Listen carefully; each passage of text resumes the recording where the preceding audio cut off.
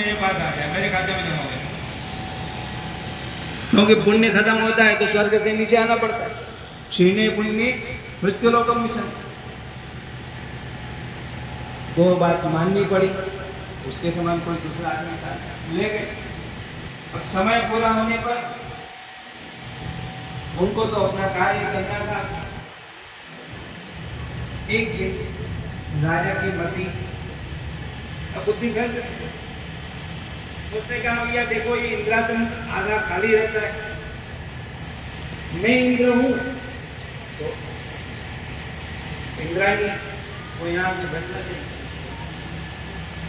तो कुर्सी की पत्नी होती, तो जो कुर्सी पे बैठेगा उसके पास जाके बैठे, ऐसा तो नहीं था। उसका ऐसा हो गया और उसके कारण तो गुरु बृहस्पति जी के पास गई इंद्राणी, महाराज ये क्या है? उन्होंने कहा भाई देखो यही इसके पतन का रास्ता है, तुम उसको कहो कि अद्भुत वाहन में बैठ करके आओ, इतने समय पर आओ, तुम एक सभा में आता। अब अद्भुत वाहन तो पालकी बनाई, उस पालकी में सप्त ऋषियों को लगाया। उन्होंने कभी पालकी उठाई नहीं, धीरे धीरे धीरे धीरे चलते और उसके तो टाइम होता जा रहा है। तो जल्दी करो, सर गुस्से में आ गए, टाइम पूरा हो गया, धीरे धीरे जल्दी कृष्ण दर्शन करो। तो वो जल्दी जल्दी तो उसने किसी को लाभ बजा, कोई ऋषि जो चल रहे थे, अब सबका पावर तो आधा इधर आ गया उसके पास पहले ही, लेकिन जटा में वो ऋषि छुपे हुए, उन्होंने वहां से उसको शाप दे दिया कि सर्पो भव, सर्प को सर्प कर रहा है कि जा सर्प है। वो हथियार बन गया, उसको उठा करके नीचे डाला। फिर ऋषियों ने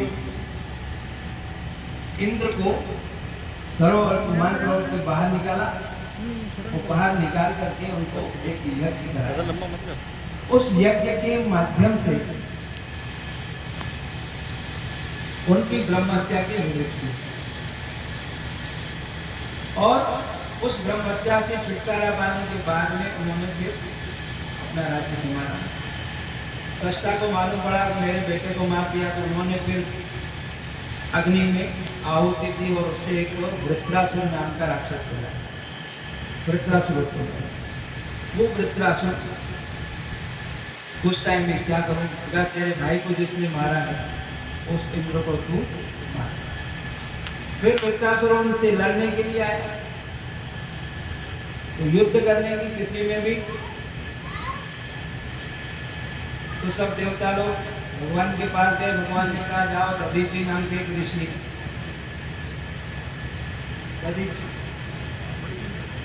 वो दधीची नाम के ऋषि बड़े तपस्वी, भगवान शिव के मृत्युंजय के अनन्य भक्त हैं, उनके पास जाओ, उनसे उनकी हड्डी ले आओ, उनकी अस्थियां ला करके उससे वज्र का निर्माण करो।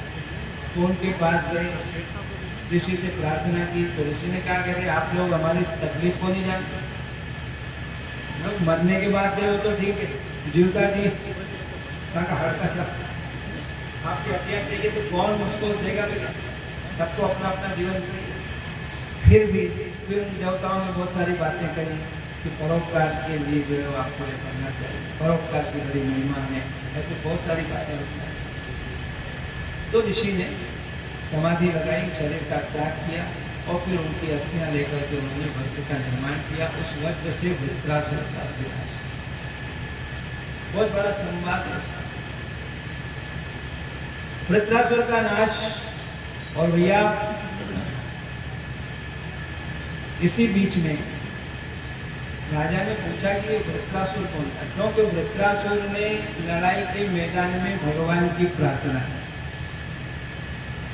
हे इंद्र मैं पहले भगवान की प्रार्थना कर लूं, उसके बाद तुम मुझे मारना।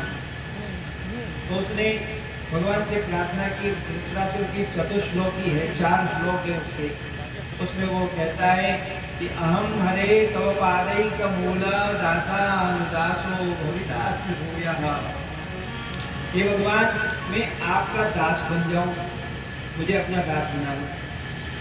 यदि मैं उसके लायक नहीं हूं तो आपके दास का दास बना। दासानुदास भविता अस्मि भूयः। नौकर का नौकर, नौकर का नौकर।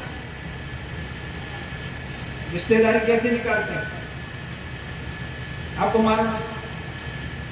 वो उनके लगते हैं, वो उनके लगते हैं, उनके में लगते हैं। 1 2 3 4 5 दूर दूर तक।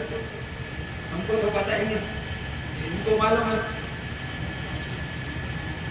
हाँ, कृष्णा देवी को मालूम है सब पता है। हमको तो पता ही नहीं कौन किस। तो वैसे ही मैं ये कहूंगा कि जो भगवान के भक्त हैं, उन भक्तों के जो उनके यहाँ नौकरी करता है, फिर उनके यहाँ तो नौकरी डायरेक्ट नहीं तो इनडायरेक्ट किसी न किसी प्रकार से संबंध जुड़ जाता है, तो मैं उससे बच जाऊंगा। हे भगवान, मेरा मन सदा ही आपके चरणों में लगा है। बहुत अच्छे अच्छे उसकी प्रार्थना है। ये वृत्रासुर ने लड़ाई के मैदान में ऐसे भगवान की प्रार्थना की, फिर इंद्र के साथ युद्ध हुआ। उस समय में जब वृत्रासुर का विनाश हो गया, वृत्रासुर को मार दिया, फिर ब्रह्म हत्या भैया राजा ने पूछा कि इसकी ऐसी बुद्धि कैसे हुई? राक्षस था और फिर भी भगवान की भक्ति करता है, भगवान का नामस्मरण, भगवान की प्रार्थना। क्या भैया, ये पूर्व जन्म में चित्रकेतु राजा था और उसके बहुत सारी रानियां थी, संतान नहीं हुई, तो नारद जी ने और अंगिरा ऋषि ने यज्ञ कराया, प्रसाद दिया और उससे एक बालक हुआ। उस बच्चे को देख करके जो और रानियां थी, उन लोगों ने उसके साथ में द्वेष किया, क्योंकि राजा ने जिस रानी को ये लड़का हुआ था उसके साथ, जो कृतज्ञति नाम की बड़ी रानी थी, उसको प्रसाद दिया था, उसको लड़का हुआ, तो उसके प्रति उसका प्रेम विशेष था। उन रानियों ने विचार किया कि ये बच्चा ही हमारे प्रेम की कमी होने का कारण है, ये मर जाए तो हम सब एक जैसे हो जाए। उन रानियों ने उस बच्चे को जहर दे दिया, सोया हुआ था, उसको जहर पिला दिया, वो मर गया। शास्त्र कहता है कि घर में कितने भी भाई हों, 4 भाई हो, 5 भाई हो, 6 भाई, एक को भी यदि संतान हो जाती है तो सब पुत्रवान कहलाते हैं। इतनी रानियां थी, उनमें किसी एक को भी संतान की तो सब की सब पुत्रवती कहलाते हैं शास्त्र की दृष्टि से, उन सबका कल्याण होता है। लेकिन उन्होंने इस बात को समझा नहीं और उस बच्चे को मार दिया। समय आने पर रानी को मालूम पड़ा, सब लोग बड़े दुखी हुए। राजा रानी उस बच्चे को लेकर के बैठे हुए और उसका संस्कार नहीं करने लगे। जो छोटी अवस्था का 2 वर्ष से कम की अवस्था वाले जो बच्चे रहते हैं, उनका अग्नि संस्कार नहीं होता है, उसका शास्त्र कहता है, उनको जमीन में रखा जाता है। नारद जी और अंगिरा ऋषि, नारद जी महाराज वहाँ है, उनका भी क्या बात है, तुम लोग यहाँ क्यों रो रहे हो, क्या बात है? क्या ये हमारा बेटा है, ये मर गया।